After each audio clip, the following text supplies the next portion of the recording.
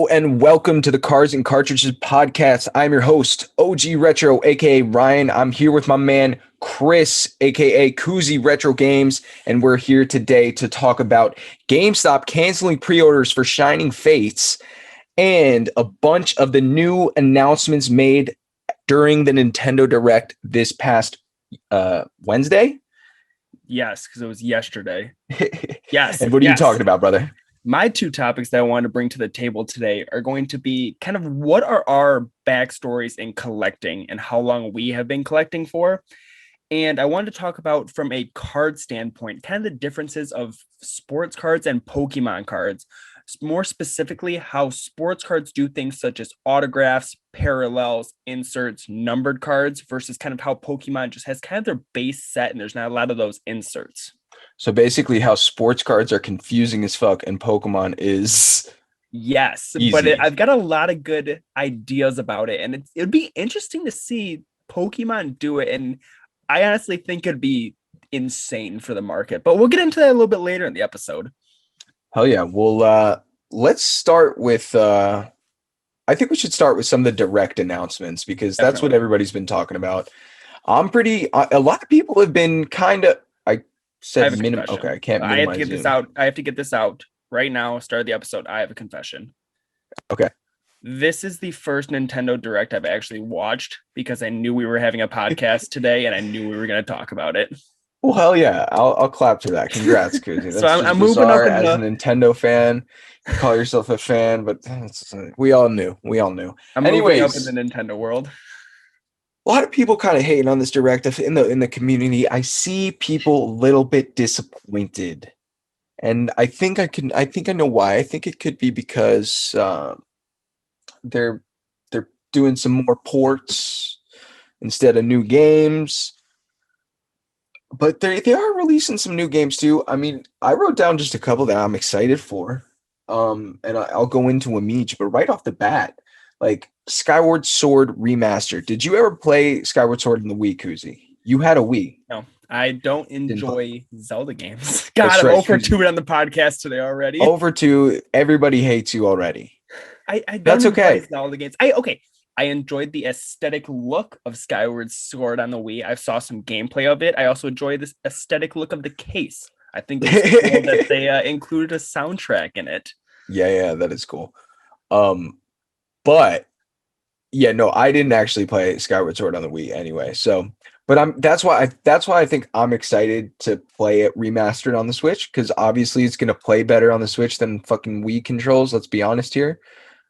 Yeah, and that's one of the things I saw. Like, obviously they had the motion controls on the Wii, but looking at the Direct, so you use the Joy-Cons as your shield and your sword. So I believe it was your right-hand Joy-Con is going to be your sword. God, saying joystick, Joy-Con, sword, and shield is a tongue twister. I just better be able to use a Pro controller. You can. So also you are able to use a Pro controller for like handheld mode. So yep, but they're also gonna incorporate the motion controls, and they talked about how it's gonna be better and more advanced than when it came out on the Wii. Okay, that's cool. That is cool. So that's what I'm saying. Like, you're obviously not gonna play it. You don't even have a Switch, do you? I was gonna say you don't even own a Switch. Yeah. Okay. So you literally, dude, you really are over 3. It's not even like a soft 0 for 3. That's like a struck out. You might not get in the coach might pull you. Yeah, you might not get into play. No, I struck out looking. That's even worse. I agree. You struck out looking. That's bad. But anyways, so you're not gonna play it. I'm definitely gonna play it. So I'm excited for that because I didn't play it when it was on the Wii. What did you think of the design of the new Joy-Cons that are coming out for it? Oh my fucking goodness, dude! When I saw those, tears. They were fire. They were so fire. I want to buy like 10 sets. I don't know why. I just want to make. I just want to make a shrine because they're beautiful. No, and that's a lie. I'm not going to do that. I just want one. I want those. Pre-orders went live. Are you serious? Yeah, I believe pre-orders went live on GameStop.com. I did not know that. I got to do that. Yeah, so pre-orders went live for that, but oh my goodness, I'll do that after this podcast recording. And that comes out if you're listening July to this, 16th. You better okay. Good to know. Better pre-order this guy. Pre-order those because those are gonna be hot. Those are gonna be Definitely. hot commodities. Definitely. No, like Um, I said, I love the design of them. I love the overall aspect of the motion controls that they went through with it. And also, yeah, like I said, they're able to use a pro controller for handheld mode, which was a big thing. yeah. Well, for And they dock really took mode, their time. They were talking about they really took their time to incorporate the best button layout they could for handheld mode. So they didn't want it to be something as simple as like pressing X or A or whatever to use your sword. Yeah, I believe you're using the joystick to like swing your sword. interesting. We'll see how that is. Definitely. One of the games I saw from the direct that I thought was really interesting is Mario Golf. Fuck yeah, that's And what I was gonna talk about next, dude. I've always been a fan of Mario Golf, and maybe you know this, maybe I'm just being nitpicky, Mm. but I didn't really enjoy or understand the name. Like Mario Golf Super Rush. Well, I think it's kind of stupid, but it's because they have like the added mechanics of like having it's almost like there's like added mechanics that go beyond golf. Like it's not just golf. I saw there's like a story mode, and there's even a mode where you like race against friends to finish the hole first, if I'm correct. Yeah, and it's like there's different like not almost like not platforming aspects, but like I'd say like almost obstacle course aspects in some of these modes. So I think I don't know. I guess there's an element of race to the clock type aspectness. Yeah, but So I you just got don't think Speed Rush, Super Rush goes along Super with Rush. golf. Like that's the only thing that really confused me. The overall look of the gameplay I thought was really good. Yeah, I it mean, looks being good. your typical 22-year-old person during quarantine, I got into golf. So it makes me happy that they're coming out with a new golf game. But that's the only thing that kind of confused me. I like the idea of using kind of doing the race to the hole type versus friends. And then also the story mode looked very interesting where you start with your me character and you start off as like a rookie and you go through all these courses and probably tournaments and challenges and things like that to grow your character to become better at golf.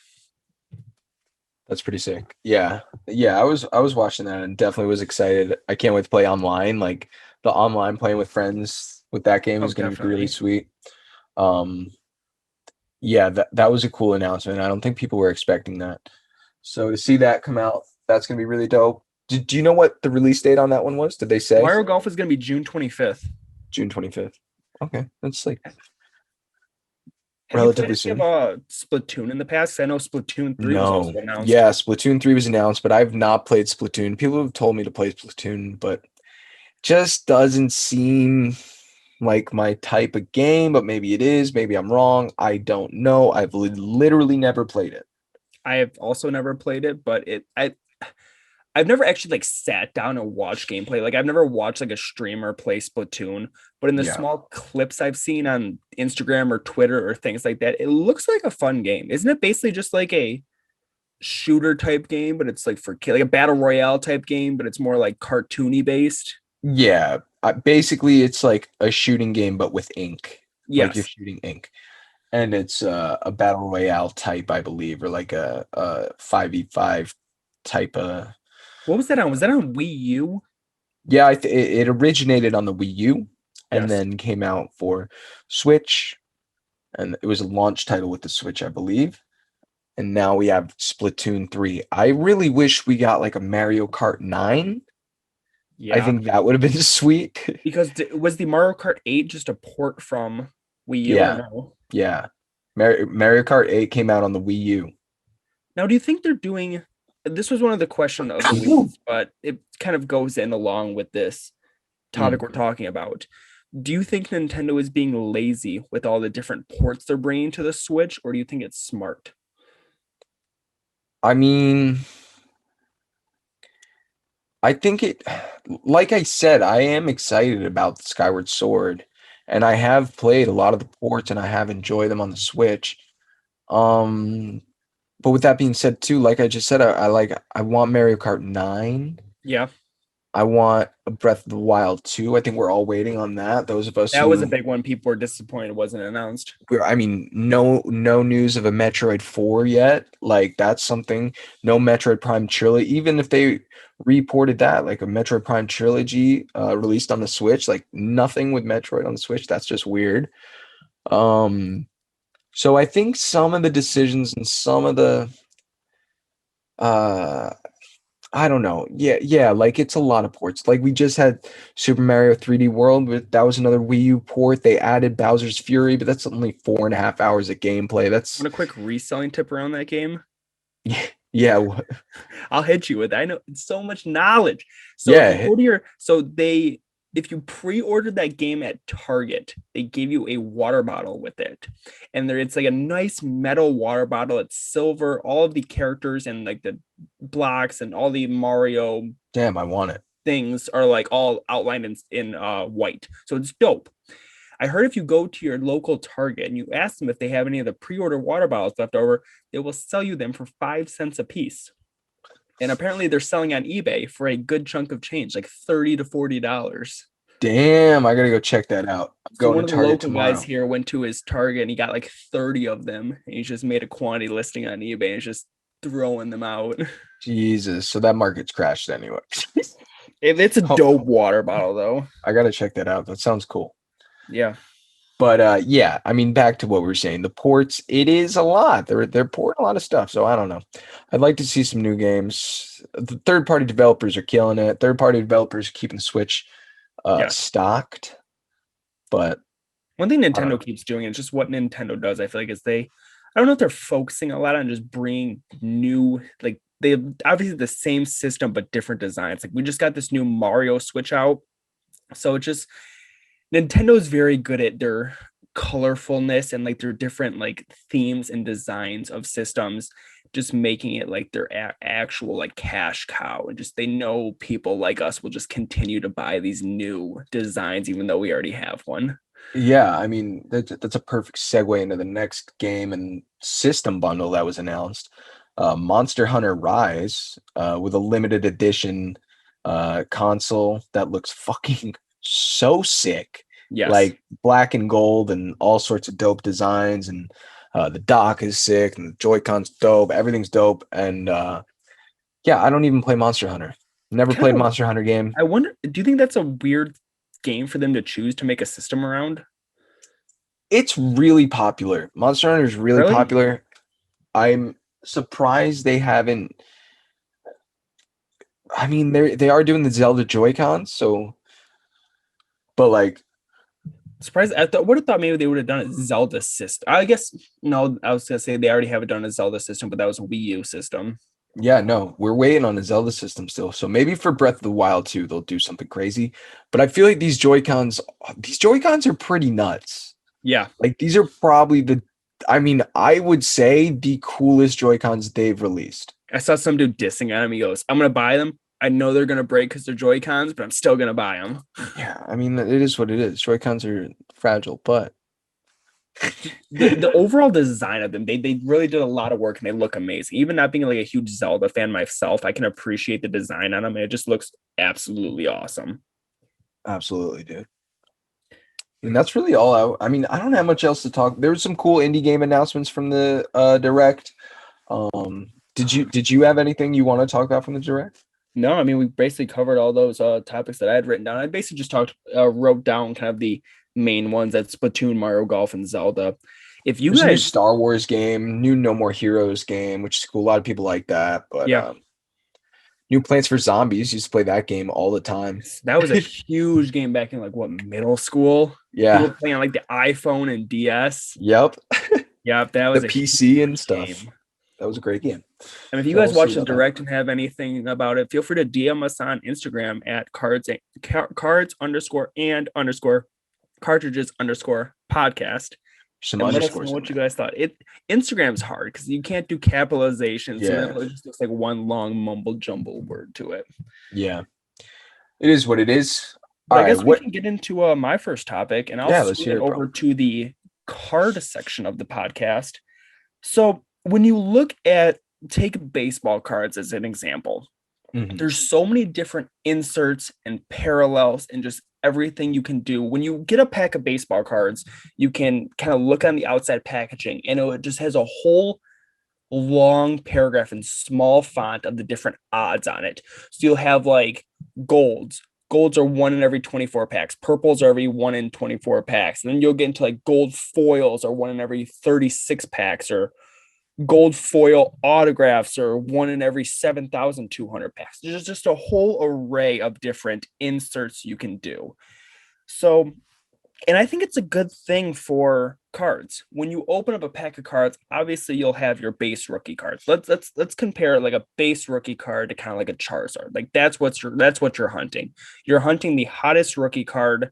You're also hunting the Charizard from a Pokemon card standpoint. Yeah, it's the chase card. Yes, but then when you hit that chase card in that next step up, so such as like a gold foil, or if that's autographed, or if it's numbered. So a lot of sports cards can be numbered. So you'll have like a gold foil out of 99. So there's only 99 of that specific card. Now, if Pokemon did a thing along with that, like they made different artwork variation. Now, I guess they do some different artwork variations, but if they made kind of like maybe they threw back in some like the Topps Chrome cards, like if they made like the new Charizard in this Shining Fates a chrome finish and made that out of like 99. Could you imagine if there's only 99 of those in the world, Be how so insane the cool. market would go? Yeah, yeah, yeah. Yeah, I mean, you saying that, I think they really should do something like that. And Like okay, that you would look at be something so like cool. autographed cards. Obviously, Luis Robert can autograph his own card and Charizard can't. But if you had like the Artist illustrator to could the maybe. Yeah. Charizard card, autograph some of those cards and throw them in boxes, I just think the market would explode for those. Or I even agree. if you did like the normal Charizard card. So one thing people do in baseball is they quote unquote chase the rainbow. So like Right, you told there me will about be this. a, say that we take Luis Robert as like a rookie card as an example. You'll have his base card, then you'll have it in purple, blue, red, and as you go up the rainbow or whatever, the numbers get smaller. So say Mm, purple will be out of 99, red's out of 75, orange is out of 36, blue's out of 15. Then you get to the superfractor, which is out of 1. So you have 1 of 1. And people try to complete the rainbow for these cards. Could you imagine if there's a superfractor Charizard? A 1 of 1 so Charizard? one of one. Dude, that would be insane. I wonder why they don't do that. Like that would I wonder why they don't do that. Like it's not that hard. You just make the colors different, like they do for sports cards, or throw in like an extra Well, yeah, piece they of are. artwork. Yeah, right. They could do a different type of art. They could do a different type of like they do. I really like sometimes in sets they'll do alternate arts, which is really cool. Yeah, There are some sets that'll have full arts that are one way and another way, which they should do more of. I think definitely. that is so cool because that's Like, kind of like what you're saying, and there is a huge price difference some of the time. There's like so there'll be like one of them is more common. It's probably like 15 bucks, and the other's like 80 bucks because it's. But to have like a one-on-one, and I was looking at some of the tops cards, because I love the Topps Pokemon dude, cards. amazing. I have a Topps Chrome Charizard at PSA right now. Do you really? Yes. That's so sick. That is so sick. I'm jealous of that. I have the Hollow Charizard. I have the Topps Hollow Charizard So my buddy bought a in sealed the box of in Topps the Pokemon cards for like 300 bucks. And yeah. this was before Pokemon kind of blew up recently. This was probably 6 months ago or whatever, Hmm. back in the summer. He's like, let's open it. So we opened it. Hell So he yeah. pulled like the base Charizard out of it. He might have pulled two and he submitted those to PSA also. But Unreal. so like that's, I think that they should do that. I think that would go insane. And I had something else on my mind, but I totally forgot what I was gonna say about it. Just like, and they don't even have to do it for Charizard. Like they do it for like these. Oh, okay. What I was gonna say was you were talking about kind of the different artwork variations. So they Yeah. do that in sports cards too. They have what's called short prints, super short prints, and super short prints. So like they'll be like different. So they'll be like, say the base Luis Robert rookie card is him throwing from the outfield. Yeah. Then they'll have like a short print of him like signing autographs for fans, a super super short print of him like a picture with his dad or something like that. Like just Jesus. these like different like artwork variations of people like those short prints are obviously less printed like you were talking about, and people Right. want those more, and there's the price difference there. That's wild. Yeah, I think there's there's such a demand for interesting product in Pokemon right now that I think if they did that, that would just it would take off. And I feel like, I mean, you even like, I feel like that would too would I know they have like their amazing rares, so they try to do stuff with that, or they have like their full arts or their rainbows. So I can see it there, but even just taking it that one step farther, and even if you did it with some of the more like base cards, I feel like it would Yeah, spark there more needs to be interest more for some of the something base more rare. cards. There needs to be a step further because even these chase cards, as we saw in Champions Path, aren't that rare. Like, there's a Mhm. lot of them. There You needs had to be like the less of if you had like the rainbow Charizard like in an actual like battle numbered out of 75, like Woo! that would go That would insane. be so sick. Yeah. Yeah, like alternate, yeah, dude, alternate art rainbow rares. Yes. Oh, that would be so sick.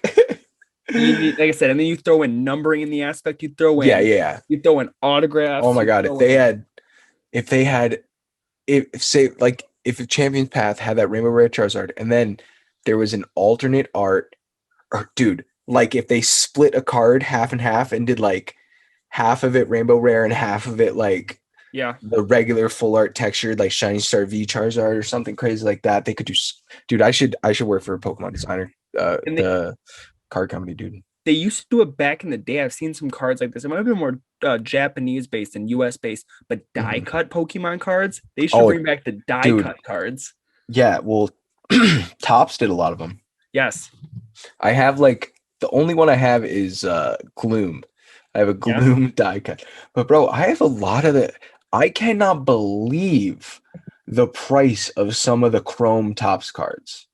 Yeah, dude. Like even common Chrome's Tops cards go for a ton. And the Prism, like the Prisma rares, which is Uh-huh. like the next and there's Prisma and then there's Techno Chrome Dude, that's as Topps well. producing those. That's Topps, the sports card company. That's why we Yeah, have these things. yeah, they're so sick. And the Technochrome Charizard is insane. That goes for so much money.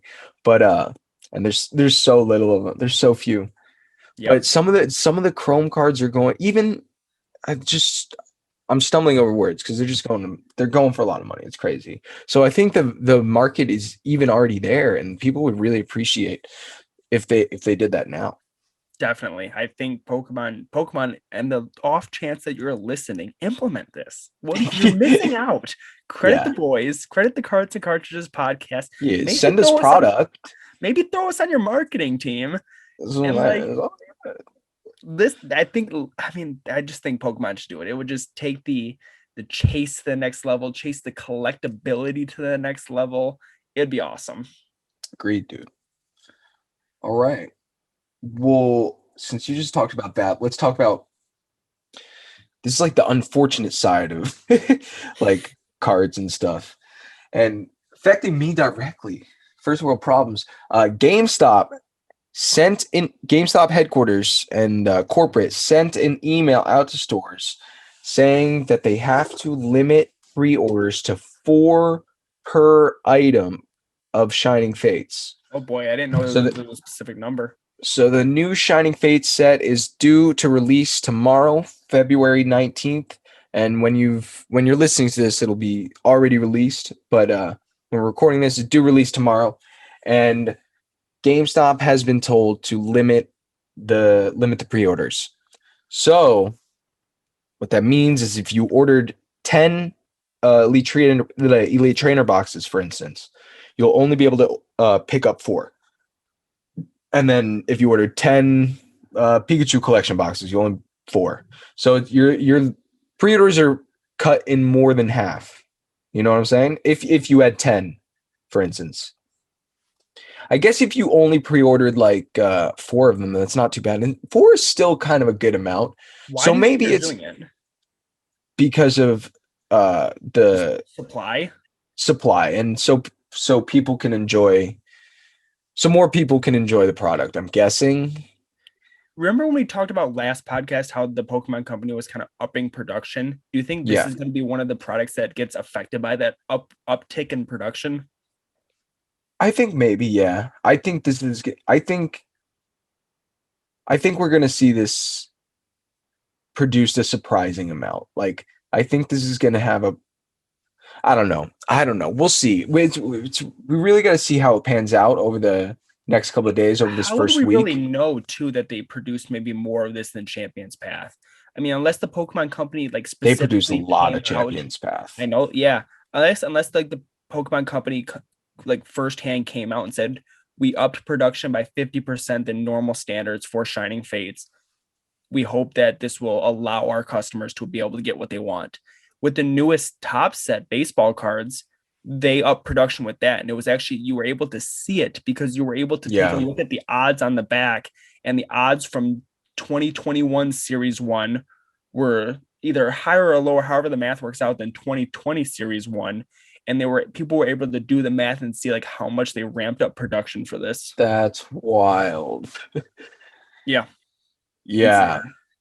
So, I mean, I think it's a good thing that they're doing it ultimately, because more people will be able to, appreciate the product, and that's what it's about, Yeah, I will be affected by this, truthfully. Like, I will have a bunch of my pre-orders canceled apparently, but it is what it is. I did also pre-order from a bunch of different stores, so you can always do that. And I Mhm. think I think people are going to be able to find this on the shelves. I hope. Um, Just be but be persistent if you're looking for it in the wild. Be yeah, persistent and just know prices will come down.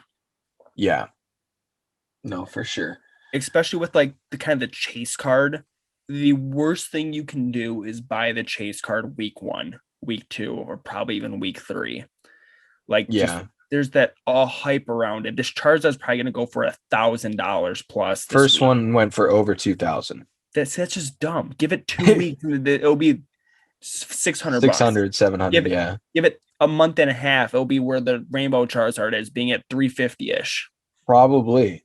Or or will it be like the Hidden Fates Charizard, which is 1,500, 1,600 in a PSA 10. And I think I saw something where it's like the Hidden Fates Charizard has gone up in price recently. I wonder if it's like in anticipation of this new set coming out. Hidden Fates Charizard's sweet. That's one I don't have and would definitely like to add to the collection. What do you think of their artwork design on this Shining Fates Charizard? Are you kind of bored of the kind of Hidden Fates Champions Path and Shining Fates Charizard all being quote unquote like pretty much the same?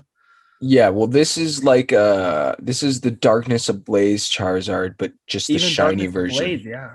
Well, this is That's what I that, meant. but just That's what I shiny meant. Yeah. version. Yeah, yeah. So I kind of see what you're saying, and maybe, yeah, maybe they should. It's time to switch it up a little bit. I want to see. I want.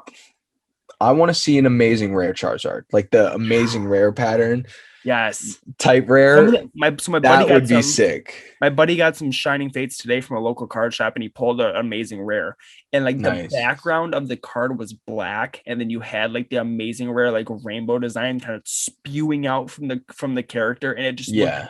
amazing. No pun intended, but Looked literally, yeah. great.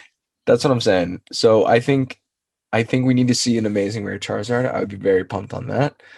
But yeah, I do kind of, I don't know, because this card really does look gorgeous. The shiny version of this Darkness Blaze Charizard, it was needed because it's such a beautiful card, and I hope we pull it. I'm definitely trying to pull it. I want that card real bad. So Back to like what we were talking about in last segment, kind of with the inserts. yeah, So this kind of goes along with this too, and kind of like the artwork designs.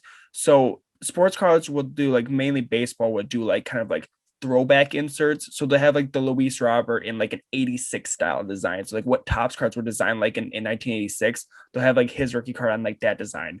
What if they did like this Charizard, well, maybe not even this Charizard, but like they remake kind of like how they did with evolutions, but they mm, did other sets and made those insert cards in Shining Fates. So maybe they had like the Shining Charizard from Neo Destiny or Neo Genesis, whatever it is, and had that as like an insert card in this new set. Just that would be That would be insane. sick. And Magic the Gathering does that. They do? In their latest set, they do yeah, they're like list cards. There's this list of cards you can get that are just like from older sets that they Mhm. just put in, and it's that's exciting. Like Yeah. that would be so cool because like to open up a new pack and just get like yeah, like a Shining Just Charizard like how from Evolutions did, like how Neo Evolutions did the Rev. remake, but just having Yeah, those insert chase cards, it'd be insane. that would be really cool. But yeah, I mean that's really all I want to talk about. GameStop canceling pre-orders. It is what it is. Are any other stores doing it?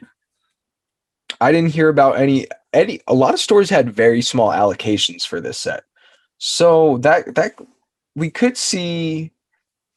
It'll just be interesting to see how the secondary market is this next week and for sealed product, because Yes. I've already seen it day one, which is today.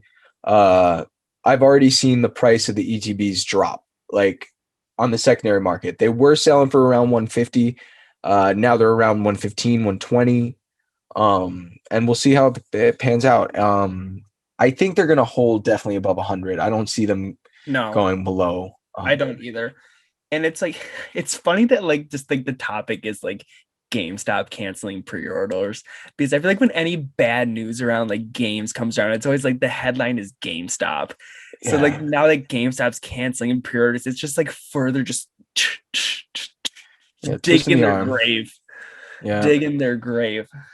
but yeah, it is what it is. I hope y'all get the shining fates you guys want though. Definitely. Those listening, and drop a comment wherever you're listening, or DM us on Instagram what you think about GameStop and canceling pre-orders. Are you happy about that? Like, are you for that? Are you for the controlling of uh the product selling, like limiting quantities? You know what I'm saying?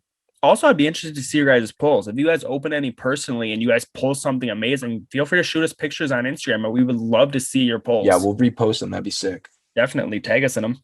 Um, my last game topic of the night, and I thought it would be something good to talk about kind of in an early episode, is kind of some of our background around collecting. Kind of how long have you been collecting? How did you get into collecting? And like, why do you collect? Would be some of like the major topics I want to talk about this. Yeah, I mean, I can go first here. So Yeah. I I've been into video. I've literally been playing video games since I was 3 years old. Since I was playing educational like Reader Rabbit on the computer, like Windows 98 type shit. Windows 98 or Best 95 year even ever. maybe. 98 best year ever. Yeah, so I was playing video games and I was collecting Pokemon cards since like probably 99 or 2000. I was like 4 or 5 when I was getting Pokemon cards, which was awesome. I got, I remember my first packs were like base set, no, probably base set and jungle and fossil. And then I definitely got some legendary collection packs. And I definitely got some, I probably got packs all the way up to like Skyridge and Expedition. That's insane. That's so cool. It was so cool. So as far as Pokemon collecting, I definitely was a collector back then, but unfortunately all my cards got lost in or stolen in a Ah. move, which was absolutely devastating. And then No, I just didn't you got recently find your like childhood games? I Maybe found a lot you'll of my find childhood games. maybe And you'll find your cards. it's impossible. They're gone, They're bro. gone. They're 100% gone. They got lost when I was in second grade or third Oh, grade. Uh, and yeah, shoot, I was like, "Oh, fuck, man, that's that hobby gone."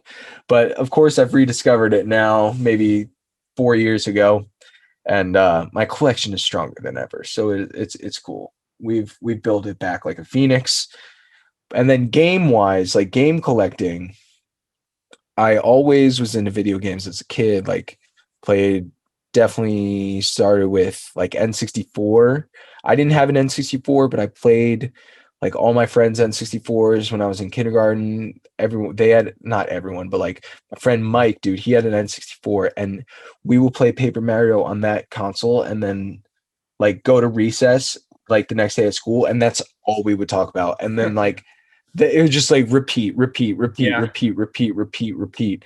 That's all we did. And then so yeah, like that was like my childhood there. And then GameCube, I got my first GameCube for Christmas on like launch year, and that was unreal. And just like I was your typical Nintendo kid, you know what I'm saying? Yeah. And I think that's what's influenced my collecting too. So No three Sega years stuff as a ago, kid. You didn't play any like you didn't have a Sega no or your Sega friends had stuff. Sega. Literally no Sega stuff. I don't think I knew what a Dreamcast was or what a Genesis was or what I probably knew what a Genesis was, but I I mean, you didn't didn't know anything about and it. I actually know I played a Dreamcast once. I have a vivid memory of like going to like some fourth cousin's house and they had a Dreamcast and I don't know what game we were playing, but I You're do like, your remember parents like hate you. Like, we have a yeah, Nintendo 64. yeah, Like, yeah, yeah. it's Like like what what the fuck it's like is when you this? hung out with that kid, he had like that Frogger like leap pad game. Yeah, And yeah, it's yeah. like, Yeah. ugh. This is like what is this? Yeah.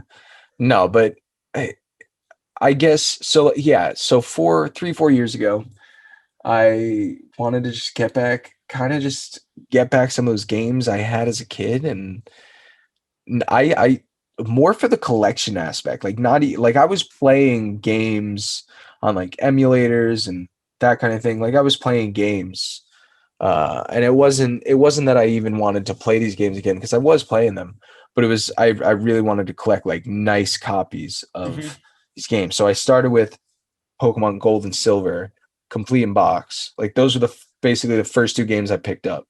Clutch. And back in my day, they were like $50 a piece when I picked them up CIB, and now they're like 250 each or whatever. Insane. Um, but yeah, 5 times the price in 4 years is just insane. But that's how I got started collecting, these days. Like that's what's brought me to here. Yeah. And now I just collect.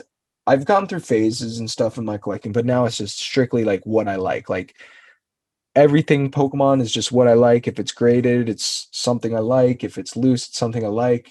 Packs, sealed stuff, all stuff I like. And like my games are the same way. Like I don't keep filler titles. So you're kind of I a quality over quantity type guy. 100%. Like my collection is 100% quality over quantity and to like the extreme. Like How many games do you have in your collection, you think? if I had to say it's probably like 300, Yeah, maybe 2 to 3. I think I recently broke 1,000. Yeah, that's wild. Yeah. I don't It's not quite me. So kind of my backstory was from a card standpoint, I didn't have a big background in cards my entire childhood. I would get kind of like a binder of hand-me-down cards from my cousins. I This is honestly, sports cards? Pokemon cards. Dude, I also forgot. Can I say something real Yeah, quick? I was super into sports cards when I was a kid. really. Like I had, and I still have. That's something I do still have, and we should go over that one time. That would be a cool video to make. I still have all my baseball cards from when I was a kid. Hmm. Like my whole entire collection, everything, and that's something I probably bought even more than Pokemon cards. Like I would go and either buy a pack of Pokemon cards or a pack of baseball cards at the That's awesome. shout out local game store. It's no longer around, but it was called uh Just Rookies in Wyckoff, New Jersey. Or yeah, and it was a great card store. They had it all. They had this vending machine thing that you could put a That's quarter in and you got awesome. a card, and like it was such a classic spot. So I just want to say, yeah, I totally collected sports cards, baseball cards, maybe a little bit of basketball cards when I was a kid, but I didn't know much, and maybe a little bit of football and hockey, but mainly baseball. So That's awesome. Yeah, I didn't really have a big card just kind of interest growing up. I'd get like the hand-me-down cards to my cousins just in a binder, kind of here you go. This is my old stuff. Play with it. 'Cause they were all like a few years older than me. So your typical hand-me-down stuff. yeah. We had a neighbor a couple doors down, and he would get Pokemon cards. I think they were just pretty much hand-me-downs too. And we had no idea how to play the game. We kind of Oh, just sit in neither his did I. backyard and just throw them at each other and like slap them down on like the picnic table and just mess around that way. I I don't even think I can tell you if I even ever opened a pack of Pokemon cards in my childhood. I That's think the wild. it like I'm honestly telling you, the first pack of Pokemon cards I opened was probably Vivid Voltage and Champion's Path. That's dope, though. I mean, that Like really shows you like how crazy the hobby has grown. exactly. It's like I remember having like a nostalgia feel for it. Just I was never big into it. Yeah. So from a game point of view, I remember as a kid, my grandma had a PS1 and she had like three games. She had like Spyro, 1080 snowboarding, and something else. But we This is basically classic. only played Spyro and 1080 snowboarding. I just remember it so crispy. She had this like wooden entertainment center with doors on the front. You open that up to pull out the see the CRT, and you fired up the PS1, and me and the cousins played that. So it was a great time. Hell yeah. And then I remember kind of going up a notch. One of my cousins got a PS2 and Guitar Hero. So kind of at like Christmas, Thanksgiving, all that stuff, he would kind of bring the PS2 to whoever's house we were at, and we just rip Guitar Hero in the basement. So that was a good one. The first system, and then I had also, I guess, the biggest handheld I believe I had was the Game Boy Color, because I remember Yeah, me going too. places and even at night just kind of holding the Game Boy Color up to like the car window trying to catch like passing stoplights to get any glimpse of light for your screen. It was brutal. Didn't have the What worm were you light. Didn't playing though? What were didn't you have enough playing on the paper. color? Super Mario Land was a Yep. one, and then Dragon Warrior, which I played Dragon That's Warrior, which I had unbelievable from no idea you. how to play it. I just It's like enjoyed a Pokemon slash Zelda type game. and I just enjoyed the little guys following me around. So Yeah, I'd play that. And then also I played the weird game. Like I also was big into like Lock and Chase on the don't know what that original is. Game Boy. Never heard of it. I remember it being like a little like puzzle type game, but it was called Lock and Mhm. Chase. That was fun. And then the first real system that I got was a Wii for Christmas. Nice. And I remember like finding the Christmas presents, and like I found the Wii, and I was like, Sheesh. God, that's like when I realized Santa wasn't real. But I was like, oh my God, I'm getting a Wii. And then Best and like worst day ever. and then Christmas morning came around. We opened all the presents and the Wii wasn't there. And I just started panicking. I started like crying. I was like, my mom's like, why are you crying? And I obviously couldn't be like, I found the Christmas presents. Like Right. the You Wii's couldn't not say anything, here. dude. So what'd you But do? then, so Santa always like quote unquote hides a present. So it was like in the backyard, like in a box or whatever. So then we had to go find it there, and then we found the Wii. Classic. Did they know why you were crying though? I don't know. I don't think so. You played it off nice. All Played it right. off. I All just knew I right. couldn't tell them that I found the present. So we That's had a funny. Wii, and obviously we had the classic Wii games, Mario Kart, Wii Sports, New Super Mario Bros. Wii. But one game I put a ton of time into on the Wii and loved was the Bigs and the Bigs 2. I've never Great played. games. I feel like I might have played those games on PlayStation or Great games. And PSP. Yo, yes, those the were on big PSP. on the PSP, and I definitely played. My brother and I both played those games on the PSP, man. Yo, that game was sick. Great I love games. that game. Yeah. So that was kind of like my background history on of gaming standpoint. Now, from a collecting standpoint, I obviously got back into collecting with kind of like the Champions Path and Vivid Voltage boom and Pokemon card boom. I always knew to look for Pokemon cards at garage sales and thrift shops. I just didn't really know like what specifically to look out for. Like I knew like the heavy hitters. But I've really learned a lot more recently. But from a game standpoint, I've been collecting games for about 4.5 years now. And it all started with me and my buddy would dumpster dive at GameStop, and we would go dumpster diving at No way. GameStop, and they would throw out systems, games, controllers, etc. So there was a GameStop and a local game store next door to each other, and they had next door dumpsters. So we would go in those, get a box of stuff from the dumpster, and then walk right back in the front door once we got a box of stuff and retrade the stuff from the dumpster back into them and get cash. That's So ridiculous. What's the coolest thing you found when doing that? we found like NESs. I found like a sealed Days Gone standee. We found like Pokemon like standees and like those little like when you walk into a GameStop now and they kind of have like the shelf display. That we found a couple Yeah. Pokemon one of those, and just like stuff like that. And like that kind of sparked like, wow, we can actually make money doing this. So then we started going to like garage sales and thrift stores looking for the stuff. And then it started my like I remember having this stuff as a kid. I remember playing this stuff. So that's what kind of started me into collecting it and immersing this collection that I have. What's your favorite thing in your collection, would you say? I, oh God, you're putting me on the spot. On the spot question right there. I've got a factory sealed Wii, which probably has the most That's really cool. nostalgic value to me, just because like the Wii is the most nostalgic system Get to that me. graded, bro. Dude, God, you know how much it would be it'd be expensive to get it graded. It would also probably weigh the size of a small car with all the acrylic that it comes Yeah, with. that would be But it's sick. so the factory sealed Wii is a cool thing. What about you? What's your favorite thing in your collection? Oh my God, there's so much, so many things. I don't know.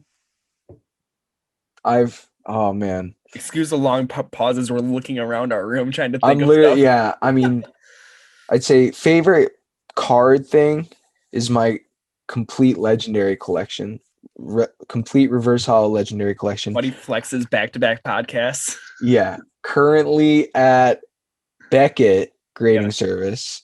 And I do kind of want to cross over my Charizard maybe because it's a PSA 8, but that card is it's going for insane amounts right now. Crazy. Like like multiple thousands of It's dollars, insane. which is just wild. But I really want, I don't know if I want it in graded by BGS, and I don't want to crack that one open. Like I'd rather just sell that and buy one raw and send it to Yeah. Beck. I just don't know. So we'll see. Um, but that's probably my favorite card oh piece in the collection. And then game wise, I mean, you and a bunch of people in the community got me a sealed copy of Pikmin for my Mhm. birthday. That was dope as fuck. That is currently at WADA, and it is Awesome. in the. Let me see what step it's at right now. I'm literally looking.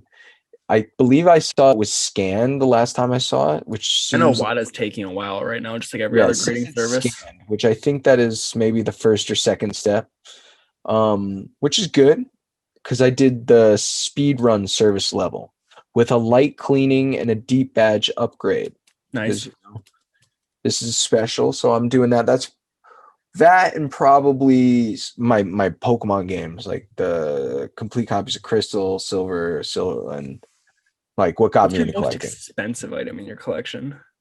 Oof. Maybe my GameCube kiosk. My mini GameCube Yeah. kiosk is definitely one of my most expensive. The GameCube retail sign, the retail GameCube sign. Yeah. I forgot you had a couple of like display items that are pretty expensive. Yeah. And then maybe the Zelda Minish Cap Game Boy Advance SP pack-in bundle. That's Dope. probably a lot of money. Yeah, I've got a couple. I've got a factory sealed Game Boy Micro, the So 25th sick. anniversary edition Oh my one. God.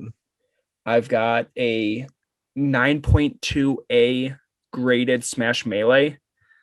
Oh I've yeah. got Clayfire Sculptor's Cut, and I Dope. have a Nintendo 64 CD64 Plus unit. Oh yeah, that's really cool. So those are I probably the remember when I top. first met you, I was trying to get that off your hands. Yeah, I'm glad I didn't sell it to you. Hell yeah. You would have been so pissed if I owned that at this point. Exactly. Oh my Flexing it God, right that's now on the so funny. podcast. No, that is such a cool item that you have. And you found that where'd you find that again? Just some local guy, and it was like So so bizarre. like some dude on Facebook Marketplace had like a PS2 poster or whatever, and I asked him if he had anything else, and he sends me a screenshot of the N64 DD unit. He goes, "I've got one of these." I was like, "Dude, no, you don't. Like, stop pulling my leg. Like, why are you messing with me?" Like, said that was some dude just like joking around with me, like, "Oh, it's gonna mess with this kid. I've got this rare item." He goes, "No, I got one of those." He goes, "Send me a picture." So he sends me a picture. It's not the DD unit, but it's a CD64 plus unit. And this dude was from like the hood, like absolute. So I was like, why did he have this thing? But I met him up with him. I got it, and it works great. And it's just like it's weird. Like it's like it just shows like anybody can have anything. Yeah. Like this No, dude had no idea like what games really were. He didn't collect games. He just had this from wherever. yeah. And that's like so many of the things in my collection that are pretty like unique or gnarly. It's like I would have never expected to get that where I picked it up. And that's a whole nother topic we should definitely have Yes, in a podcast, definitely. like craziest and weirdest pickups. But we did have a viewer question, didn't we, to end this out? We did. Thank you to everybody who submitted a question of the week. If you want to submit a question of the week, follow us on Instagram at the Cards and Cartridges podcast, and we're going to do a weekly question of the week. This one comes from our pal Zodi123, and he asks, "What are your opinions on repros?" Hmm. So So yeah, go ahead. like right off the bat, I think I'm just gonna say it's gonna be a no from me because unless it's a no, I just think most repros are, I'd say 95% of repros are not that good because it's just like are repros bootlegs? Yes, I would classify them as a bootleg. Yes, and my thing is like I'm neither for or against repros, I guess. I don't personally collect repros or want any in my collection. Same. If it's if it's of something where it's like you're trying to pass it off as real, like with the first thing that comes to mind are kind of like the Game Boy Advance Pokemon games. Like those are probably the most faked and reproed games. Yeah. Something like that I dislike, and especially with like people are trying to pass those off on real as real.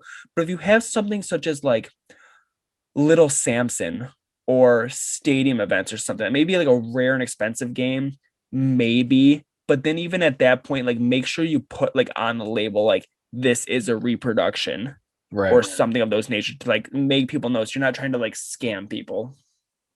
Yeah, I feel that that's a fair take on it because a lot of these games are just not possible to get, really. Now, do Just you see it emulators as repros or anything like that? Like, do you put those in no, the same category? no, I don't because usually emulators and ROMs and they're not being sold. You know what I mean? That's like That's true.